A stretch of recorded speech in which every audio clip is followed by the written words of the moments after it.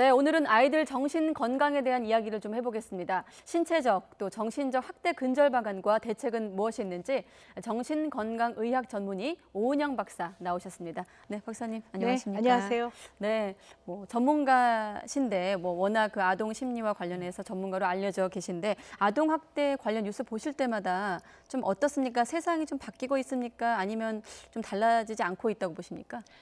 조금씩 변화는 있죠. 그러나 핵심적인 문제의 변화는 없다고 봅니다. 이제 정말 네. 특단의 조치가 있지 않으면 우리 아이들이 결국 우리 미래의 희망 아니겠습니까? 굉장히 걱정되는 이런 상황이고요. 네. 오늘 또 뉴스를 들으니까 너무너무 마음이 아프고 그렇습니다. 네, 앞서 그 위탁모 얘기 네. 말씀하시는 것 같은데 어떻습니까? 그 핵심적인 얘기라고 말씀하셨는데 어떤 게 가장 좀 바뀌어야 된다고 보세요? 일단 왜 신문 지상에 오르내리는 굉장히 아이를 사망하게 하거나 엄청난 신체적인 가해를 가하는 경우는요.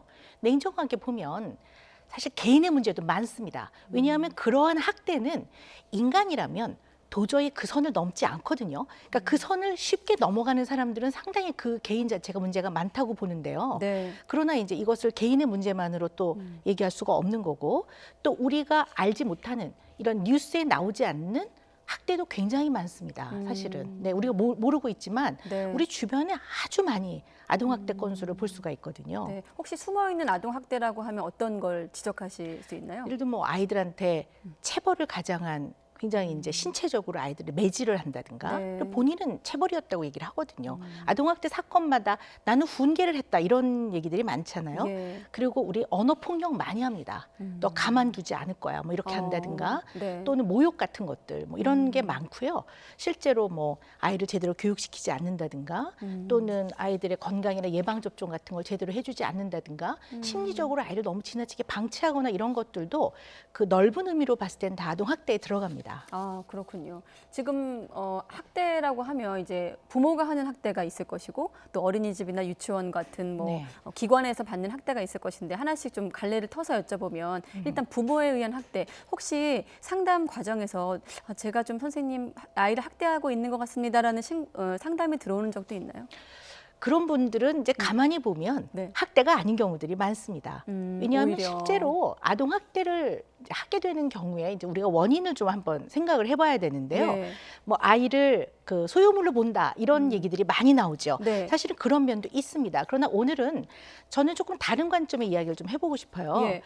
첫째는요, 우리는 기본적인 인간관계는 협동과 협조가 인간관계의 기본 틀이거든요. 근데 우리는 굴복과 복종을 강요하는 문화가 굉장히 많습니다. 네. 이것이 가정 내에도 이게 적용이 되면 내가 아무리 사랑하더라도 내 말대로 해.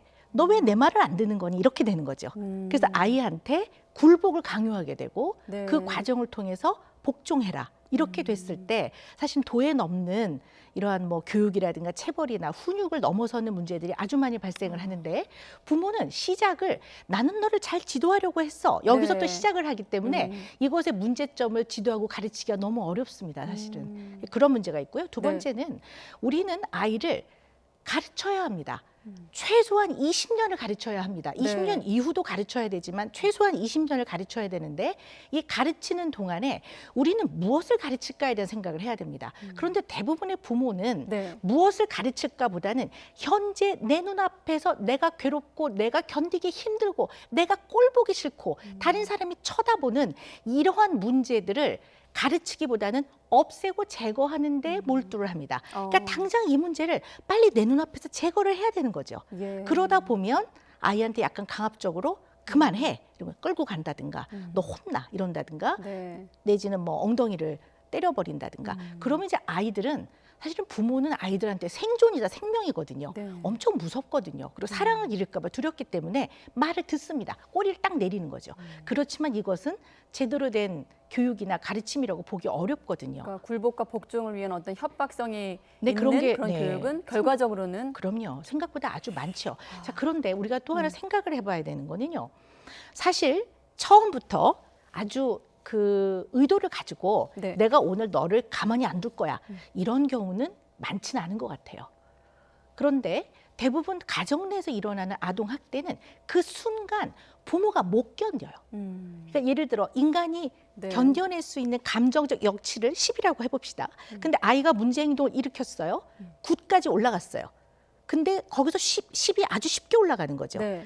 그때 얼른 9로 낮춰야 되는데 9로 못 낮추는 겁니다. 8로 못 낮추고 예. 부모는 부모대로 10, 11로 올라가고 아이 또한 그런 부모를 보면서 사실은 자기의 감정을 조금 그 밑에 단계로 낮추는 걸 배우지는 못하는 거죠. 그래서 순간적인 왁 하고 막 확 치밀어 오르는 것 때문에 학대가 많이 일어나거든요. 그렇군요. 네. 그러면 사실 그 훈육과 학대의 경계도 좀 사람마다 다르고 환경마다 다르잖아요. 학대의 기준을 굳이 설정한다면 어떻게 좀 설정할 수 있을까? 어떤 게 학대일까요? 근데 우리가 보통 일반적인 사람들이요, 학대 네. 그러면 아이를 눈에 띄게 어딜 부러뜨리고 멍이 들게 하고 뭐 아이를 뭐 생명을 위협하고 이런 것만이 학대라고 생각하는데요. 아동 학대는 아동의 건강과 심리적 안정, 아동의 복지에 영향을 주는 부정적 영향을 주는 모든 것들을 다 학대라고 봅니다. 네. 그래서 학대의 개념은 굉장히 광의의 의미로 보셔야지 협의의 의미로 보시면 안 됩니다. 굉장히 넓게 보셔야 되거든요. 그러니까 아이가 편안하고 건강하게 살아갈 수 있도록 제공해야 되는 것들에 반하는 것들을 학대라고 보기 때문에 사실은 체벌이라고 하지만 네. 아이의 몸에 손을 대는 것 자체를 하지 말라 하죠. 근데 어떤 이유에서든? 네, 어떤 이유에서든. 근데 대부분 어떤 부모님들은요 이렇게 말씀하세요.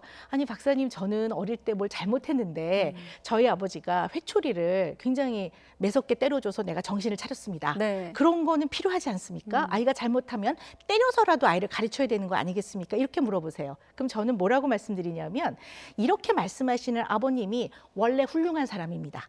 그래서 당신은 그것을 잘 해석을 한 거지. 당신같이 훌륭한 사람은 좋게 말했어도 잘 깨달았을 겁니다라고 제가 얘기를 합니다. 네. 그래서 인간은 어떤 면에서 보면 나의 감정이 잘 조절될 수 있다고 지나치게 확신을 하면 안 됩니다. 그러다 보면 그 확신 때문에 자기가 하고 있는 행동이 교육이라고 착각을 하는 거죠. 아, 그렇군요. 또 사실 질문 드릴 건 많은데 시간은 한정돼 있고 이런 질문은 어떻습니까? 이게 아이를 훈육하거나 혼내다 보면 또 요즘에 엄마들이나 그 아빠들이나 부모들이 좀 우려하는 부분이 내 아이가 이런 경쟁 사회에서 자존감이 좀 낮아지지 않을까 이런 우려를 하는 목소리도 네네. 있거든요. 거기에 네네. 대해서는 또 어떻게 또 해법이 있으세요? 네, 아이는 훈육이 필요합니다. 훈육은 옳고 그른 것을 가르치는 겁니다. 네. 하지 말아야 될 건 절대 안 해야 되고 할 건 해야 되거든요. 네. 그런데 문제는 훈육 이퀄 혼내고 야단치고 소리 지르고 화내는 것을 훈육이라 생각하는 거죠. 안 되는 행동을 할 때 하지 마라 이렇게 말하면 됩니다. 하지 말라고 했지 이렇게 하지 않으면 되는 거거든요. 네. 그래서 아이는 어떤 상황에서 어떻게 해야 되는지를 배워야 덜 불안한 사람이 됩니다. 아, 그렇군요. 어떤 개인 간의 부모와 자식 간의 어떤 훈육에 대한 얘기는 여기 정도까지 하고 혹시 어린이집 관련해서 이제 뉴스에도 많이 나오지 않습니까? 네, 뭐 어린이집을 포함해서 기관들에서 있는 일부 기관들의 학대를 보시면서 전문가로서 어떤 처방도 있으실 것 같아요. 시스템이라든지. 네, 물론 아이를 엄마 혼자 키우는 게 쉽지 않은 환경입니다. 예. 그래서 보육시설의 도움을 받아야 되는데요. 네. 대개 보육시설에 일하고자 하는 선생님들은 출발 자체는 아이들을 아끼기 때문에 출발하는 사람들이 대부분입니다. 그런데 이게 이제 많이 확충되다 보면 양산이 되죠. 네. 그러니까 충분한 어떠한 기본적 교육 과정과 그 과정에서는 방법만 배우는 것이 아니라 본인이 유치원, 어린이집 선생님으로서 보육교사로서의 그런 직업적 자긍심과 내가 이 일을 해야 되는지의 의미라든가 이런 것들을 충분히 느낄 수 있는 교육이 필요합니다. 네. 그런 것이 없이 당장 요구도가 많다고 해서 아이들을 돌보는 사람들을 너무 양산을 해버리는 것 또한 상당히 문제라고 봅니다. 좀 근본적으로 좀 접근을 해야 된다 이런 말씀이시군요. 자, 그리고 그 아이들이 내가 어디에서 학대를 받든 아이들이 보내는 또 신호도 있을 것 같아요. 네. 어른들에게 보내는 신호. 어떻게 좀 힌트, 시그널 이런 거를 좀 얻어낼 수 있을까요? 아이들은요 어떤 형태든 신호 보내는 거 맞거든요. 근데 발달 연령에 따라서 아이들은 어른처럼 표현하지 않습니다. 예를 들어 추울 때 엄마 추워 이렇게 말하지 않고 네. 집에 가자 이렇게 말하거든요.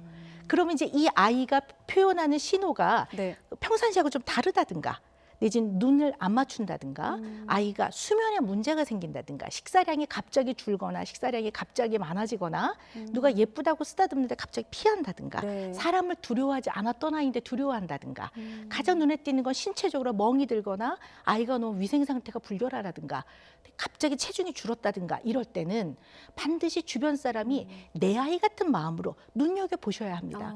엘리베이터를 탔을 때 내 아이가 아니라도 이 아이가 너무 꼬재재하고 뭔가 아이가 위생 상태가 불결할 때는 얘가 누구 집 아이인지, 너 밥은 먹었는지, 우리가 이런 관심을 가져주는 이런 어떤 사회적인 변화가 저는 정말 필요하다고 생각을 네, 합니다. 내 아이도 들여다봐야 되지만 다른 아이도 엘리베이터에서 만난 우연히 만난 아이까지 네. 좀 사회적 관심을 드려야 된다 이런 말씀이시고 오랫동안 오랜 시간 아이들 관련 상담을 해오셨는데 또 저희가 크는 또 때와 클 때와 또 지금의 아이들의 환경이 달라졌잖아요. 요즘 아이들의 정신 건강에서 가장 문제가 되는 건 위의 요소가 뭐라고 생각하세요? 요즘 아이들은요. 너무너무 불안이 높아졌어요. 물론 예전에도 그랬겠지만 예전에 네. 이제 찾아오는 율이 적으니까요. 더 이제 확률이 높아졌고 발견율이 높아졌는지 모르겠지만요. 요즘은 아이들은 너무 많이 불안하고 특히 학동기 연령에 있는 아이들, 특히 중고등학생들은 이제 성적과 관련돼서 공부 스트레스가 많다 보니까 네. 자신감이나 자존감이 떨어지는 문제들이 너무 많고요. 그다음에 사춘기 청소년 아이들은 터져버릴 것 같다고 그래요. 마음이 갑갑하고 터져버리고 예. 무슨 일을 저지를 것 같대요. 내가 왁 할 것 같다는 표현들을 많이 해요. 그럼 말씀 네. 나온 김에 사실 우리가 흔히 그런 사춘기 아이와 또 갱년기 엄마가 만났을 때 어떤 갈등이 시너지를 낸다 이렇게 우스갯소리로 네, 얘기도 네. 하는데 그럴 때 좀 엄마나 그 부모의 대처법까지 좀 소개해 주시죠. 원래 제가 네. 늘 어머니께 뭐라고 어머니 아버님께 말씀드리냐면요. 아동기 때는 친해야 합니다. 친해야 하기 때문에 시간을 많이 보내십시오. 네. 그러나 사춘기 이후는 멀어져야 합니다. 이렇게 얘기합니다. 멀어진다는 게 사이가 나빠지라는 얘기가 아니고요. 아까도 협동과 협조의 관계라고 했는데 네. 부탁하시고 권유하시고 그러나 아이가 바로 말을 듣지 않아도 그냥 거기서 멈추는 태도가 필요합니다. 아 그러면 저희가 지금 시간이 다 됐는데 끝으로 아이와 갈등을 빚고 있는 부모가 있다면 하나만 이 한 가지는 꼭 지켜야 하는 원칙이 있다면 소개해 주세요. 네, 부모는 아이에게 있어서 가장 가까운 사람입니다. 가장 가까운 사람에게는 우리는 언제나 마음을 얘기합니다. 아이에게 자꾸 생각을 바꾸라고 먼저 얘기하지 마시고 마음이 어떤 마음인지 좀 알아봐 주신다면 아이는 부모와의 관계에서 마음의 충족감을 느끼고 그것이 힘이 돼서 앞으로 살아가면서 겪는 많은 고통을 그래도 좀 겪어가지 않을까요? 아, 네 알겠습니다. 질문은 많지만 여기까지 듣도록 네. 하겠습니다. 네, 정신건강의학 전문의 오은영 박사였습니다. 오늘 고맙습니다. 네, 감사합니다.